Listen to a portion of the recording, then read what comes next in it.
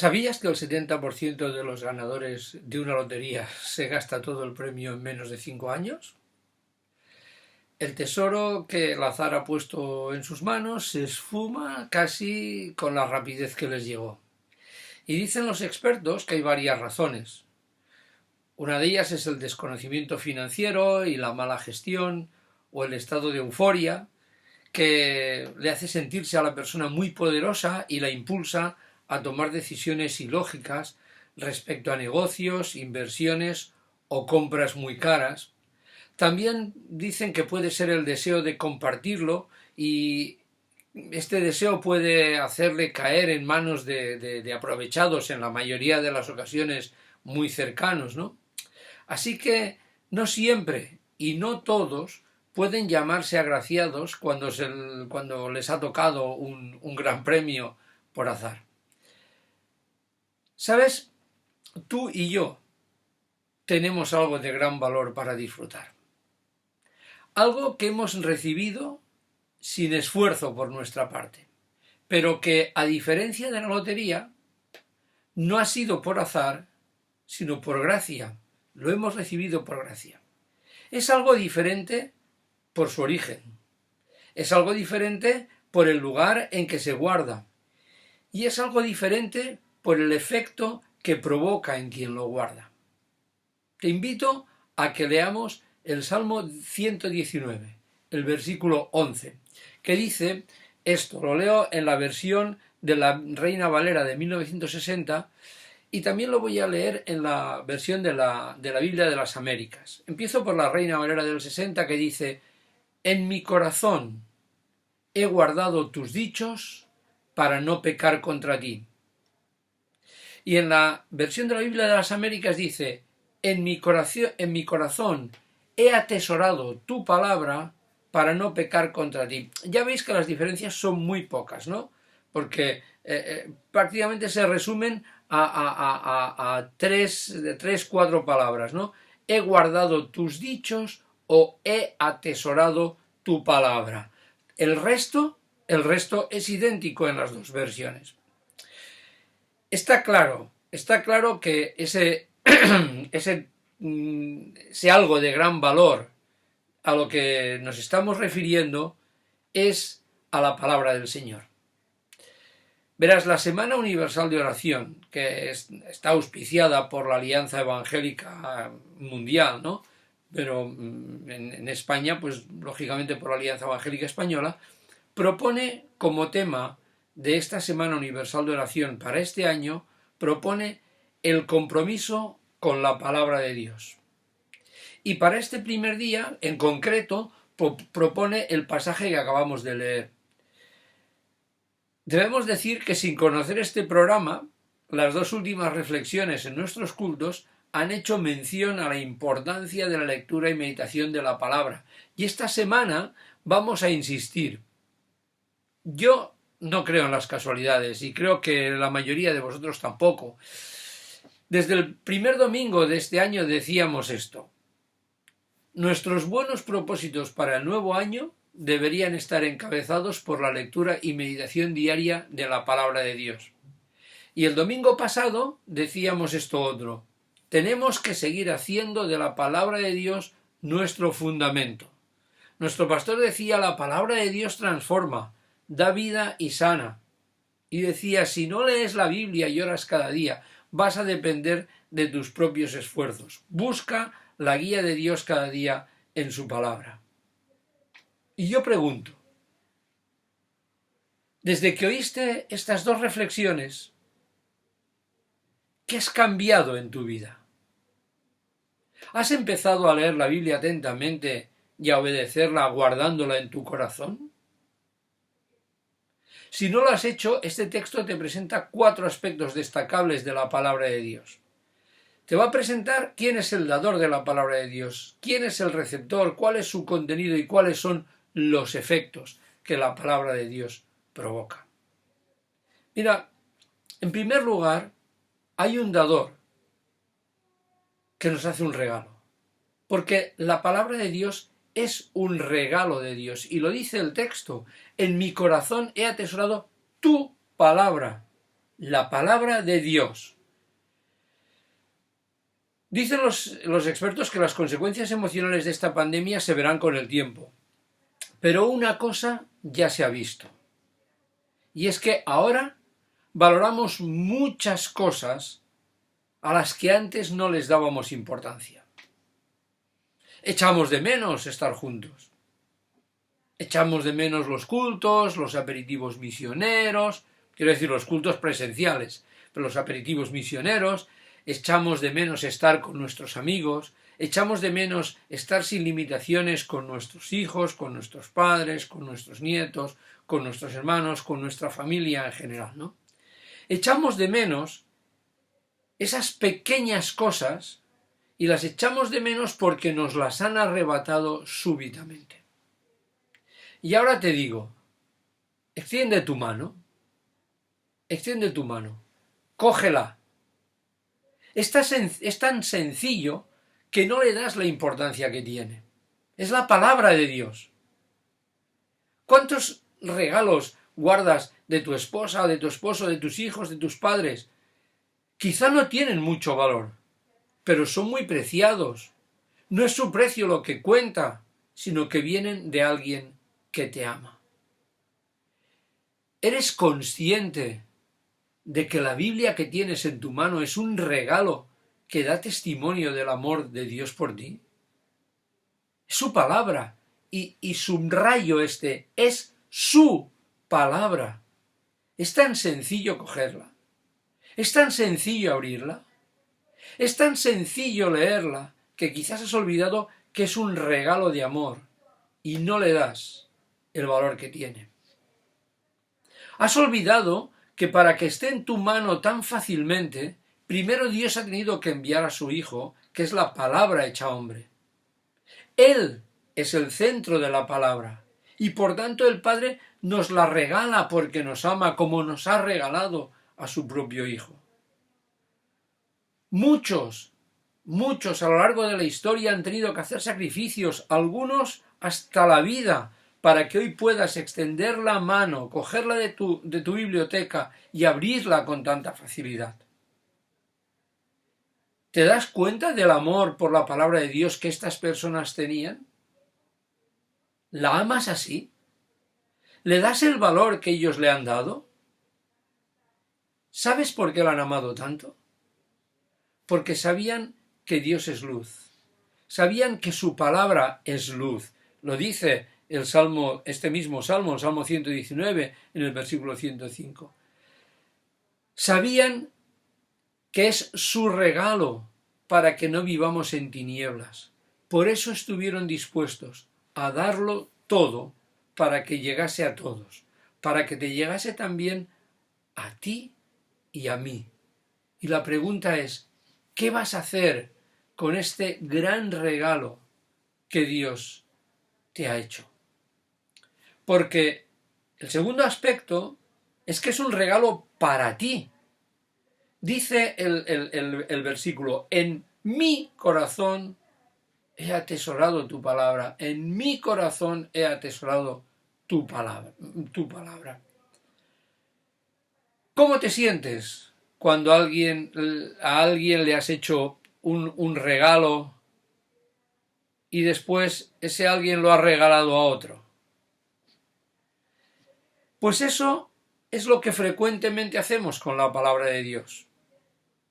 Muchas veces pensamos en alguien a quien le iría tan bien el pasaje que estamos leyendo. Sin embargo, Jesús dijo, ¿y por qué miras la mota que está en el ojo de tu hermano y no te das cuenta de la viga que está en tu propio ojo? Muchos hombres y mujeres que encontramos en la Biblia se dieron cuenta de que la palabra del Señor era en primer lugar para ellos. La mayoría eran ejemplos de fe, pero eso no fue obstáculo para que aceptasen la exhortación que el Señor les hacía por medio de su palabra.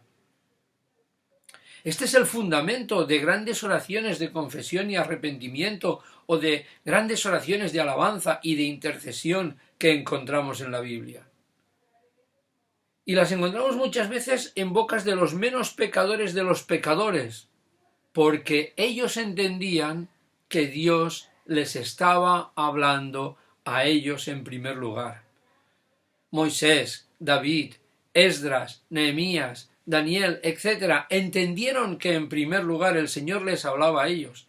Y esa es la actitud que debe también predominar en nosotros, porque la Biblia es un regalo para ti y para mí. ¿Por qué Lutero, Calvino, Zwinglio, Knox, Wycliffe y también otros más cercanos a nosotros como Reina, como Valera, como Encinas, como Beza, como Valdés o como el famoso Julianillo impulsaron la Reforma? Pues la única respuesta es esta, porque entendieron que la palabra de Dios era en primer lugar un regalo para ellos y la aplicaron en sus propias vidas. Mira, a nosotros nos cuesta hacer un regalo porque cada vez conocemos menos los gustos y las necesidades de quienes nos rodean. Es una consecuencia del individualismo que domina la sociedad. Pero Dios sabe perfectamente lo que nos gusta y especialmente sabe lo que necesitamos. Y ¿sabes? Eso nos lo regala, te lo regala, me lo regala a través de su palabra. Por eso la palabra es ese regalo personalizado que lleva tu nombre, que lleva mi nombre. La Biblia tiene un mensaje a la medida de tus necesidades, de mis necesidades. ¿Necesitas aliento? La Biblia te alentará. ¿Necesitas corrección? La Biblia te corregirá. ¿Necesitas esperanza? Te la dará. ¿Necesitas paz? La encontrarás en ella. Por tanto, léela y medítala, pero léela y medítala en primera persona. No pienses en otros.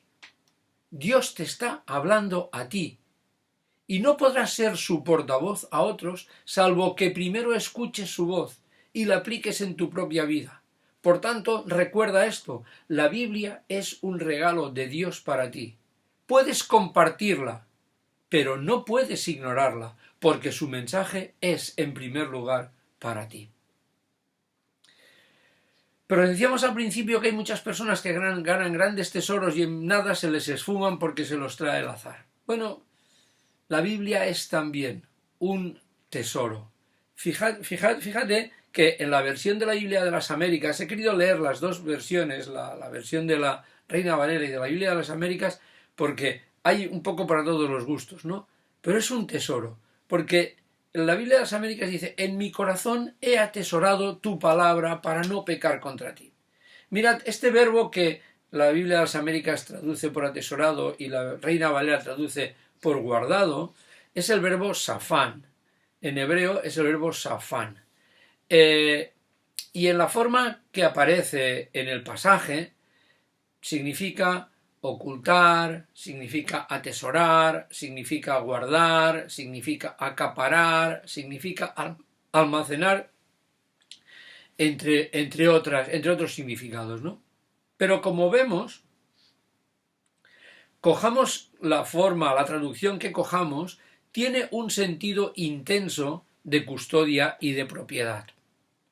La idea del escritor del Salmo es que él se ha apropiado de algo extremadamente valioso y para evitar perderlo, lo guarda en su corazón. Un lugar fácilmente accesible para él, pero inaccesible para otros, y evitando de este modo que se lo puedan arrebatar, porque lo guarda o atesora en su corazón. Veréis, el corazón expresa en la traducción, expresaba la esencia de la persona. Definía la personalidad. ¿Recordáis las palabras de Samuel a Saúl cuando le anunció que el Señor había quitado el reino de su casa, el reino de su descendencia? Samuel le dice a Saúl: el Señor ha buscado para sí un hombre conforme a su corazón. En 1 Samuel 13:14. Como sabemos por la historia bíblica, la personalidad de David, el sucesor de Saúl, se caracterizó por la humildad y la obediencia al Señor. La palabra de Dios fue el tesoro que David guardó en su corazón, y gracias a eso no solo fue el gran rey de Israel, sino que fue uno de los escritores que el Señor utilizó para regalarnos su palabra. De hecho, la mayoría de los salmos que encontramos, entre los 150 salmos, son de David. La palabra de Dios es un tesoro demasiado valioso para guardarlo en cualquier sitio. Y no me estoy refiriendo a un lugar físico, sino me estoy refiriendo para guardarlo en cualquier lugar de tu vida. Mirad, un empresario, tras escuchar una conferencia sobre ética cristiana en el trabajo, le comentó al expositor que determinados negocios exigen que se aparque la ética cristiana. No es una anécdota.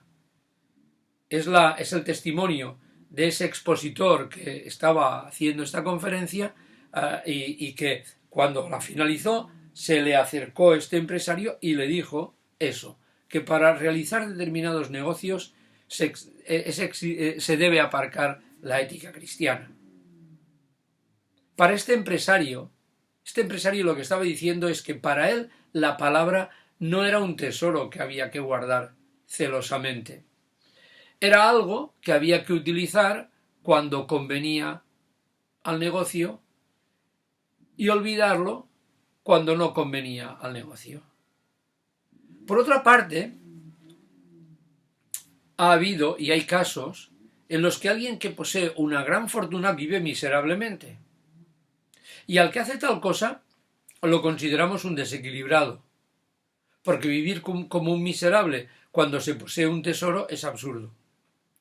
Tan absurdo como haber recibido el regalo de la palabra de Dios y dejarla en la periferia de nuestro corazón, permitiendo que el centro de nuestra vida lo ocupen nuestros intereses, nuestros deseos o nuestras ideas personales. Si como el empresario o como esta gente miserable consideras que hay aspectos de la vida que exigen aparcar la enseñanza de la Biblia, la ética cristiana, o espacios de tu vida que están reservados solo para ti, revisa cómo y dónde guardas la palabra de Dios. Revisa en qué parte de tu ser habita, porque solo si la atesoras en tu corazón podrá moldear y fortalecer tu relación con el Señor. Y solo si la atesoras en tu corazón podrás mostrar al mundo tu personalidad de hijo de Dios. Por tanto, dale el valor único que tiene para ti. No la conviertas en una pieza de biblioteca. Léele prestándole atención. Esfuérzate para que, como dice el Salmo 1, en el versículo 1, en la ley del Señor esté tu deleite y en su ley medites de día y de noche. Porque la palabra de Dios es un verdadero tesoro. Es el tesoro más grande con el que el hombre se puede encontrar después de la persona y la obra de nuestro Señor Jesucristo. Pero es que al final la palabra de Dios es un medio de gracia, porque cuando hablamos de los efectos que la palabra de Dios puede producir en la vida, nos damos cuenta de que es un medio de gracia, es una manifestación de la gracia de Dios en nosotros, porque dice el versículo: en mi corazón he atesorado tu palabra para no pecar contra ti. La semilla que se siembra produce fruto. La palabra de Dios atesorada en el corazón produce fruto en abundancia. Decía nuestro pastor, y lo hemos mencionado al principio la pasada semana, que la palabra de Dios transforma, da vida y sana, y exhortaba a buscar cada día la guía de Dios a través de ella. Efectivamente, hermanos, la palabra de Dios, como decíamos antes, es un medio de gracia porque, como dice el versículo más conocido de este Salmo 119, al que ya hemos hecho referencia también, es lámpara a nuestros pies y es luz en nuestro camino. Sin la palabra de Dios desconoceríamos qué quiere Dios de nosotros. Es verdad que, como dice el apóstol Pablo en Romanos, el poder y la divinidad de Dios podemos percibirlos a través de la propia creación. O como leemos en el Salmo 19, versículo 1, y los cielos proclaman la gloria de Dios y la expansión anuncia la obra de sus manos. Por ese motivo, porque solo podríamos conocer de Dios, pues eso, su poder y su divinidad a través de la naturaleza, por ese motivo Dios nos ha dejado su palabra para que le conozcamos más en profundidad y que conozcamos qué quiere Él de nosotros. Por eso es una muestra de su gracia. El hombre, tú y yo, necesitábamos saber, además de conocer el poder y la divinidad de Dios, necesitábamos saber cómo podíamos salvarnos. Pero también cómo tenemos que vivir la salvación. Y el Salmo 1, al que ya nos hemos referido, dice varias cosas acerca de la palabra de Dios. Dice que la palabra de Dios fortalece, dice que desarrolla, dice que regenera y dice que enriquece en el versículo, Salmo 1, versículo 3, ¿no? Porque dice que cualquiera que se deleita en la palabra de Dios es como árbol plantado junto a aguas de reposo, que da su fruto en su tiempo y su hoja no cae. Quien tiene la palabra de Dios como referencia de su vida es como un árbol robusto que resiste a la fuerza de los elementos porque está bien arraigado, está preparado para resistir la tentación, para no pecar contra el Señor. El ejemplo de Jesús es incontestable. Él siempre respondió a la tentación con la palabra. Si estás arraigado en la palabra, estás preparado para resistir la tentación. La palabra desarrolla a quien la guarda porque da su fruto en su tiempo. La humedad justa, la temperatura y la luz adecuadas hacen que el árbol madure y genere el fruto en el momento adecuado. El fruto es precisamente la parte del árbol que contiene la semilla. De él nacerán otros árboles. Así es el que guarda la palabra. La palabra lo provee del ambiente y el alimento necesario para que lleve fruto y sea la semilla para que otros corazones se apasionen por la palabra y la salvación que viene de nuestro Señor Jesucristo. El que guarda la palabra se aleja del pecado y se convierte en mensajero de la obra de Cristo en él.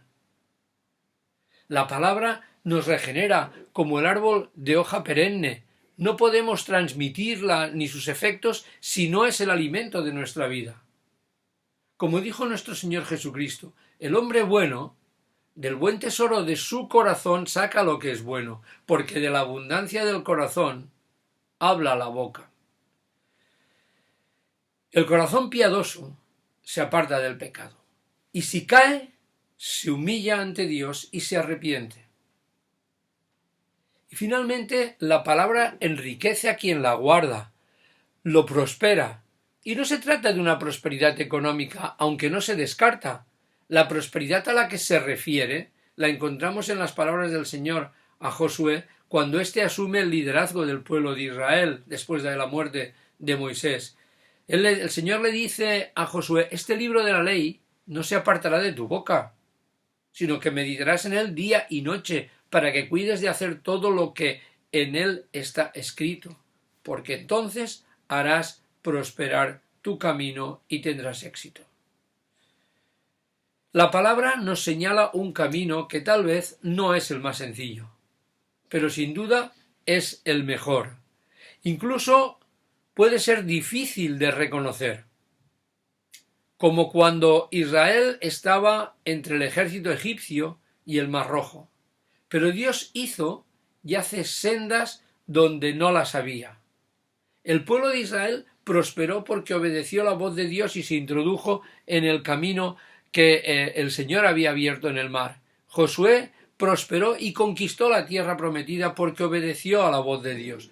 La prosperidad a la que debemos aspirar como hijos de Dios es vivir una vida semejante a la de nuestro Señor Jesucristo. Ese es el objetivo, parecernos cada día más a nuestro Salvador y ser árboles que den buen fruto para su gloria, porque vivimos apartados del pecado.